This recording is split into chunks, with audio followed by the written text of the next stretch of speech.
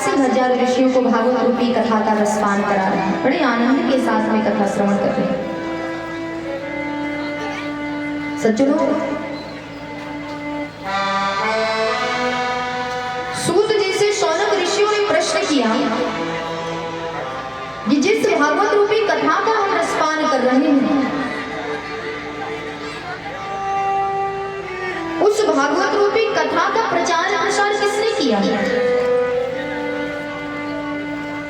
कृपा करके मुझे विस्तार से सुनाने की कृपा करें। सूत जी महाराज शौनक ऋषियों को कथा श्रवण करा रहे हैं। 88,000 ऋषियों को नयन शारण जैसे तीर्थ में भागवत रूपी कथा का रसपान करा रहे हैं। सज्जनों, सूत जी महाराज प्रश्न सुनकर के बड़े गदगद हुए, बड़े प्रसन्न हुए और सूत जी ने ये निवेदन किया कि इस पृथ्वी पर भागवत धर्म का प्रचार प्रसार करने का श्रेय केवल और केवल सुखदेव जी को जाता है। प्रेम से बोलिए सुखदेव भगवान की। देखिए, यदि हमने 7 दिनों तक भागवत रूपी कथा का रसपान किया, मन से भाव से हम भागवत रूपी कथा का रसपान करते हैं। दूसरी बात, आपने केवल अपने मन में संकल्प लिया कि कल हम कथा सुनने जाएंगे। इधर आपने सोचा नहीं कि उधर गोविंद का हृदय में प्राकट्य हो गया, उनकी कृपा हो गई आप पर। क्योंकि कथा सुनने में मन तभी लगेगा जब कन्हैया की कृपा आप पर होगी, अन्यथा बैठे रहिए मन ही नहीं लगेगा। ये भागवत कथा की विशेषता है, ये कथा की महिमा है। सुखदेव जी के विषय में श्री सूत जी महाराज निवेदन करते हैं। निगम कल्पतरुरि गलितं फलम सुखमुखादि अमृते द्रव्य संयुतम पिबत भागवतं रसमालयं मुहुरहो रसिका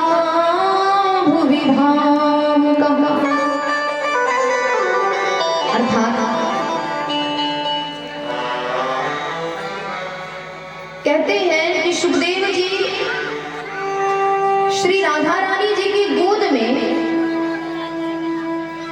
गोलोक धाम में निवास करते हैं, बड़े आनंद के साथ में रहते हैं।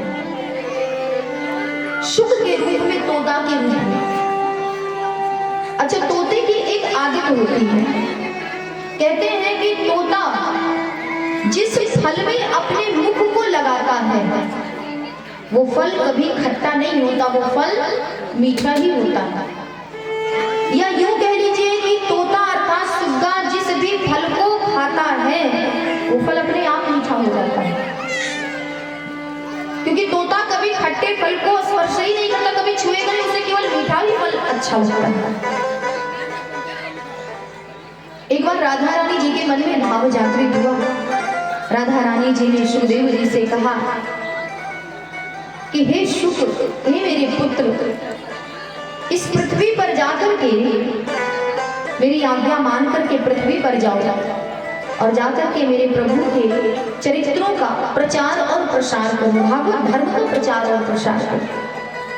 सुखदेव जी ने कहा, माँ, यदि मैं पृथ्वी पर चला गया तो पृथ्वी पर जाते ही तो मैं सांसारिक मोह माया में पड़ जाऊंगा और मैं सांसारिक मोह माया में पड़ना नहीं चाहती। राधा रानी जी ने नन्हे से सुख को आशीर्वाद दिया कि हे मेरे पुत्र, मैं तुम्हें आशीर्वाद देती हूँ कि यदि तुम संसार में जाओगे तो तुम्हें सांसारिक मोह माया का तुम्हारे ऊपर कोई प्रभाव नहीं पड़ेगा। मैं तुम्हें वचन देती हूँ, तुम्हें आशीर्वाद देती हूँ। और वहीं राधा रानी जी की गोद में जो सुखदेव जी निवास करते हैं तोते के रूप में, राधा रानी जी की आज्ञा से ही सुखदेव जी ने इस पृथ्वी पर जन्म लिया, शरीर धारण। अब इनका प्राकट्य कैसे हुआ, चर्चा आती है। कहते हैं कि नारद जैसे संत जिन्होंने सनकादिक ऋषियों से श्रीमद् भागवत की साप्ताहिक कथा को श्रवण किया है। नारद जैसे संत का यदि स्वप्न में भी दर्शन हो जाए तो उस व्यक्ति का सदा के लिए कल्याण हो जाता है, उसे मुक्ति मिल जाती है, मोक्ष की प्राप्ति हो जाती है। ऐसे नारद जैसे संत का स्वभाव कैसा है? सज्जनों, कहते हैं कि जिस घर में कभी कोई झगड़ा ना हुआ हो, यदि नारद जी वहां पहुंच जाए तो वहां झगड़ा प्रारंभ हो जाता है। पति पत्नी में फिर तो लड़ाई होनी ही होनी। और जहां पर प्रतिदिन झगड़े होते हैं, यदि उस घर में नारद जी का आगमन हो गया तो झगड़ा सदा के लिए बंद हो जाता है, फिर झगड़ा नहीं। कि नारद जी का एक स्वभाव है। एक बार नारद जी ने अपने मन में विचार किया कि मेरे कारण कई बार ब्रह्मा जी और ब्रह्माणी जी में तो कई बार झगड़े हो चुके हैं। मेरे कारण मेरे प्रभु भगवान श्री हरि विष्णु और माता लक्ष्मी में भी कई बार वाद विवाद हो चुका है, झगड़ा हो चुका है। एक भगवान शिव बचे हैं, माता पार्वती, इन दोनों में कभी मेरे कारण कोई झगड़ा नहीं हुआ। ये सोच करके नारद जी नारायण नारायण नारायण करते हुए पहुंच गए कैलाश पर। संयोग देखिए कि जिस समय नारद जी कैलाश पर पहुंचे हुए थे, उस समय भगवान शिव कैलाश पर उपस्थित ही नहीं थे। माता पार्वती जी अकेली बैठी थी। नारद जी का खूब स्वागत किया, सत्कार किया। नारद जी ने भी माता पार्वती को प्रणाम किया और प्रश्न किया, माता सब कुशल मंगल है? मैया ने कहा, नारद यहाँ तो सब कुशल मंगल है, जरा अपना बताओ, बड़े दिनों के बाद दर्शन दिया है, इतने दिनों से कहाँ थे? आते जाते नहीं हो कहीं क्या? नारद जी ने माता पार्वती से निवेदन किया, क्या बताएं माँ, अब तो कहीं आने जाने की इच्छा ही नहीं करती। अरे मैं जहाँ भी जाता हूँ तो देखता क्या हूँ कि घर घर की कहानी हो गई है, घर घर में पति पत्नी आपस में लड़ते हैं, झगड़ते हैं, कि घर घर की कहानी हो गई। अब कोई किसी से प्रेम नहीं करता। आजकल का जो प्रेम है, बताती हूँ कि भगवान शिव मुझे तो बहुत प्रेम करते हैं। हम दोनों में कभी कोई झगड़ा नहीं हुआ, कभी कोई बात विवाद नहीं हुआ। इतना प्रेम भगवान शिव मुझसे करते हैं। मुझे मेरे स्वामी पर पूर्ण विश्वास है। नारद जी ने कहा, माँ यदि भगवान शिव पर इतना ही विश्वास है तब तो आपको ये भी पता होगा। माता ने कहा, क्या पता होगा? नारद जी ने कहा, जाने दीजिए माँ, फिर कभी बताएंगे। मैया ने कहा, नारद बोलो, क्या बोलना चाहते हो, क्या नहीं पता है? नारद जी चुप रहे, कुछ नहीं बोले। माता ने कहा, नारद मेरे स्वामी तो मुझसे इतना प्रेम करते हैं कि कहते हैं कि गुरु के द्वारा दिए हुए मंत्र को कभी किसी से बताना नहीं चाहिए, चाहे वो कितना सगा क्यों ना हुआ, वो आपका पति हो या पत्नी हो, कोई सगा संबंधी हो। गुरु ने आपके कान में कौन सी गुरु दीक्षा दी, कौन सा मंत्र बोला है, कौन सा मंत्र आपके कान में पढ़ा है, फूका है, उस मंत्र को कभी किसी से बताना नहीं चाहिए, उसे गोपनीय रखना चाहिए। लेकिन मेरे स्वामी तो मुझसे इतना प्रेम करते हैं कि गुरु के द्वारा दिए हुए मंत्र को भी मेरे स्वामी ने मुझे बता दिया, इतना प्रेम। और यही नहीं, कहते हैं कि स्वप्न दो प्रकार के होते, अच्छे और बुरे स्वप्न। अच्छे स्वप्न जब हम देखें तो कभी किसी से उसकी चर्चा नहीं करना चाहिए, अन्यथा उस स्वप्न का जो शुभ फल होता है वो नष्ट हो जाता है। वो केवल अपने अंदर रखना चाहिए, किसी को नहीं बताना चाहिए। लेकिन जो बुरे स्वप्न होते हैं उसे किसी न किसी से अवश्य बता देना चाहिए। इससे क्या होता है कि जो बुरे स्वप्न का जो फल होता है वो नष्ट हो जाता है, कुछ कम हो जाता है। मैया ने कहा, मेरे स्वामी तो मुझसे इतना प्रेम करते हैं कि स्वप्न में यदि प्रभु का कभी दर्शन हुआ, कभी राम का दर्शन, कभी कृष्ण का दर्शन, या कभी साक्षात उन्होंने भगवान का दर्शन किया, तो मेरे स्वामी भगवान के दर्शनों की भी बात मुझसे छुपाते नहीं। वो आकर के बताते हैं कि हे देवी, हे पार्वती, आज मैंने अपने प्रभु, अपने आराध्य देव श्री राम का दर्शन किया है, आज मैंने अपने कृष्ण का दर्शन किया। कभी नहीं छुपाते, इतना प्रेम करते हैं। नारद जी मैया से कहते, माँ जब इतना ही प्रेम करते हैं तब तो आपको ये भी ज्ञात होगा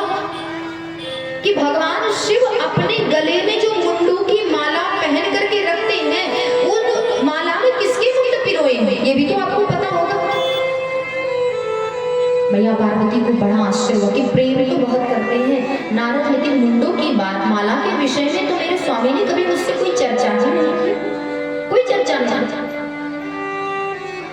नारद जी ने कहा माँ अगर इतना ही प्रेम करते हैं तब तो आपको जानकारी देनी चाहिए था ना, भोले बाबा को बताना चाहिए था, क्यों नहीं बताया? मैया ने कहा पता नहीं क्यों नहीं बताया। अच्छा चलो छोड़ो, यदि स्वामी ने नहीं बताया तो आप ही बताइए ना नारद कि मेरे स्वामी भगवान शिव अपने गले में जो माला धारण किए रहते हैं उस माला में किसके मुंड पिरोए हैं? नारद जी ने कहा मैया आज्ञा दीजिए, नारायण नारायण नारायण नारायण, अब हमें जाने की अनुमति प्रदान कीजिए। क्या करने आए थे नारद जी? आग लगाने आए थे, झगड़ा लगाने आए थे, झगड़ा लगाया और झगड़ा लगा करके चले गए। नारायण नारायण, फिर रुके नहीं वहां से।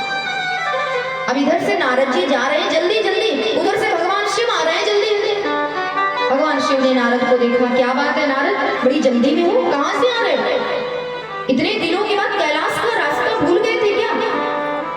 नारद जी ने कहा क्या बताएं भगवान, विलंब हो रहा है, गया तो कहा कैलाशपति आपका दर्शन करने, सो आप तो मिले नहीं, माता मिली, माता का दर्शन किया, अब हमें जाने दीजिए, अब हम जा रहे हैं। और एक बात आपसे बताना चाहता हूँ भगवान कि जल्दी जितना शीघ्र हो आप उतनी शीघ्र कैलाश तक पहुंचिए। भगवान शिव ने कहा क्यों? तो नारद जी ने कहा अरे मैया ने आपको याद किया है, माता पार्वती ने आपको याद किया है। भगवान शिव मुस्कुराते हुए कहते हैं कि अरे नारद, जहां पर तुम पहुंच गए हो वहां तो हमें याद किया ही जाएगा, कुछ ना कुछ तो करके ही आए हो, यानी आग तो लगा के ही कुछ ना कुछ आए होगे। अब भगवान शिव समझ चुके कोई ना कोई तो बात, भगवान शिव आए कोई मतलब नहीं है, कोई लेना देना नहीं। अब भगवान शिव को भी बड़ा दुख हुआ। भगवान ने विचार किया कि आखिर ऐसा नारद ने क्या इनको कह दिया कि ये हमसे बात तक नहीं कर रही है, हमारी ओर देखते तक नहीं है, कुछ ना कुछ तो गड़बड़ी नारद अवश्य करके गए हैं। अब तो भगवान शिव भी डर गए पार्वती जी से कि अगर माता पार्वती, अगर देवी रूठ गई तो हम तो कहीं के नहीं रहेंगे, क्योंकि भगवान शिव माता पार्वती से अनन्य प्रेम करते हैं, बहुत प्रेम करते हैं। और इसीलिए भगवान शिव ने माता से पूछा क्या बात है देवी, इस प्रकार आप दुखी क्यों हैं और क्रोधित भी दिखाई दे रहे हैं, किस बात का दुख है आपको? क्या मैंने कोई गलती कर दी, कोई अपराध कर दिया क्या? माता पार्वती ने कोई उत्तर नहीं दिया। अब बार बार भगवान शिव माता पार्वती को मनाते हैं, मनुहार करते हैं। देखिए दो हट बड़े विचित्र होते हैं, एक प्रिया हट यानी स्त्री हट और दूसरा बालकों का हट। उनके सामने तो बड़े बड़े भी झुक जाते हैं, तो भगवान शिव कैसे नहीं झुकते? भगवान शिव ने कहा देवी सत्य बताओ क्या बात है, आप दुखी क्यों हो? माता ने कहा कि जाइए, ये दिखावा करने की जरूरत नहीं है, अभी तक आपने बहुत दिखावा किया, आपका प्रेम ही बनावटी है, आप पूरे के पूरे झूठे हैं, ऊपर से केवल आप गौर वर्ण के हैं लेकिन अंदर से आपका जो मन है बिल्कुल काला है। भगवान शिव ने कहा आश्चर्यचकित होकर के अरे ऐसा मैंने क्या झूठ बोल दिया, क्या असत्य बोल दिया, ऐसा मैंने क्या कर दिया कि जिस कारण आप मुझ पर आरोप पे आरोप लगा रही, मुझे झूठा बता रहे और आप मेरे ऊपर ये आरोप लगा रहे कि मैं आपसे प्रेम नहीं करता। अरे इस दुनिया में, इस संसार में, इस बनाए ब्रह्मा के बनाए हुए सृष्टि में यदि मेरा कोई अपना है तो केवल दो, एक मेरे आराध्य देव भगवान शिव, भगवान श्री राम जी के आराध्य देव भगवान राम। तो भगवान शिव कहते हैं दो ही लोग मुझे प्रिय हैं, आपसे भी प्रिय यदि कोई है तो केवल और केवल मेरे आराध्य देव भगवान श्री राम जी, और उनके बाद या तो आप, और कोई दूसरा तो है नहीं मेरा, फिर आप क्यों दुखी हैं? माता ने कहा कि आप केवल बनावटी प्रेम करते हैं, केवल और केवल दिखावा करते हैं, सच्चा प्रेम नहीं करते। अगर इतना ही प्रेम मुझसे करते तो आपने आज तक एक बात मुझसे क्यों छुपाई? भगवान शिव ने कहा ऐसी कौन सी बात मैंने छुपाई? माता पार्वती ने कहा कि आप अपने गले में जो मुंडों की माला सदैव धारण किए रहते हैं, कभी उस माला को अपने से दूर नहीं करते। मुंडों की माला किसकी माला है और उस माला में किसके मुंड पिरोए हैं? आपने मुझे उसके बारे में कभी बताया क्यों नहीं? भगवान शिव के नेत्र सजल थे। भगवान शिव ने कहा कि देवी आप मुंडों की माला के विषय में जानना चाहती हैं और इन मुंडों की माला के विषय में आप सोच करके विचार करके आपने ये कैसे सोच लिया कि मैं आपसे प्रेम नहीं करता? अगर आप आप जानना चाहती हैं कि इस माला में किसके मुंड पिरोए हैं? आप जानना ही चाहती हैं कि इस माला में किसके मुंड पिरोए हैं? तो इस माला में केवल और केवल किसी और के मुंड नहीं है। जब जब आप जगत कल्याण के लिए, अपनी लीला करने के लिए इस संसार में अपने शरीर का परित्याग करती हैं, तो उस समय में आपके उस मृत शरीर को, उसके मुंड को इस माला में पिरो करके अपने गले में धारण कर लेता हूं। दुनिया में कौन सा ऐसा पुरुष होगा जो पत्नी के मरने के बाद उसके मृत शरीर के यानी उसके मुंड को माला बना करके गले में लटका करके घूमेगा? कोई ऐसा है? लेकिन भगवान शिव ऐसे हैं जो माता पार्वती से इतना प्रेम करते हैं कि जब माता लीला करने के लिए, जगत कल्याण के लिए शरीर धारण करती हैं, पुराने शरीर का परित्याग करती हैं, नया शरीर धारण करती हैं, तब तक जगदम्बा के उस मुंड को भगवान शिव माला बना करके अपने गले में धारण कर लेते, इतना प्रेम करते हैं। ये सुनते ही तो माता पार्वती बड़ी आश्चर्यचकित हो गई कि हे भगवान, मैंने अपने स्वामी पर ही प्रश्न उठा दिया, उनके प्रेम पर ही प्रश्न कर दिया। कितनी बड़ी मैंने गलती कर दी, कितना बड़ा अपराध कर दिया। माता पार्वती बड़ी दुखी है। भगवान शिव से माता पार्वती निवेदन करती हैं कि हे स्वामी, एक बात मेरी समझ में नहीं आई। आप कहते हैं कि मैं जगत कल्याण के लिए, लीला धारण करने के लिए मैं नया शरीर धारण करती हूँ, पुराने शरीर का परित्याग करती हूँ। तो एक बात मैं जानना चाहती हूँ कि आप तो ऐसा कुछ नहीं करते, आप तो अमर हैं, आप कभी कोई नया शरीर धारण नहीं करते। अर्थात आपने ऐसी कौन सी जड़ी बूटी, कौन सा ऐसा अमृत रस का पान किया है कि जिस रस का पान करने से आप अमर हो गए? कृपा करके आपके चरणों में एक ही निवेदन है कि इस अमृत रस का पान आप मुझे भी करा दें, जिससे मैं भी अमर हो जाऊं, मुझे भी शरीर का परित्याग ना करना पड़े। एक ही शरीर से मैं अनेक शरीर धारण करके संसार में अपनी लीला को संपन्न कर सकती, जगत का कल्याण कर सकती। तो जिस अमृत रस का पान आपने किया है, उसी अमृत रस का पान आप मुझे भी करा दीजिए, ऐसी कृपा मुझ पर कीजिए। भगवान शिव ने कहा, देवी, जिस अमृत रस का पान मैंने किया है वो कोई साधारण अमृत नहीं है, और ना ही वो अमृत सर्वसाधारण व्यक्ति पी सकता है। वो अमृत रस साधारण अमृत नहीं है, उस अमृत रस का नाम है अमर कथा अमृत। अर्थात जो अमर कथा को सुनता है वो अमर हो जाता है। माता ने कहा, फिर मुझे भी अमर कथा सुनाइए। भगवान शिव ने कहा, देवी, सर्वसाधारण अमर कथा को सुनने का अधिकारी नहीं है, और कैलाश पर तो भगवान के इतने नंदी हैं, भृंगी हैं, भगवान के गण आदि सब निवास करते, कैलाश पर तो भगवान की कथा संभव नहीं है। कुछ वक्ता ऐसा भी कहते हैं कि भगवान शिव ने माता पार्वती को जो अमर कथा सुनाई है वो कैलाश पर ही सुनाई है, लेकिन कैलाश पर यदि भगवान शिव माता को अमर कथा सुनाते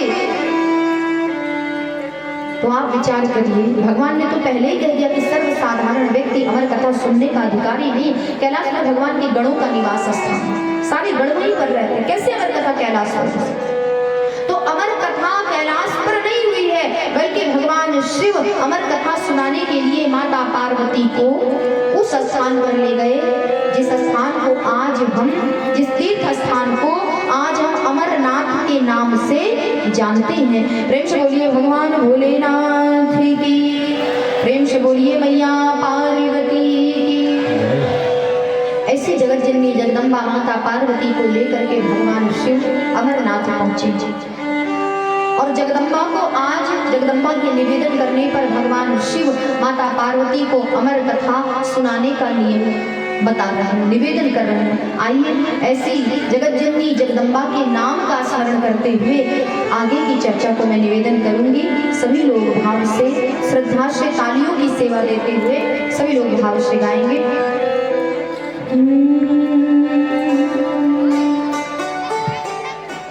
प्रेम से बोलिए वृंदावन बिहारी लाल की, श्री राधा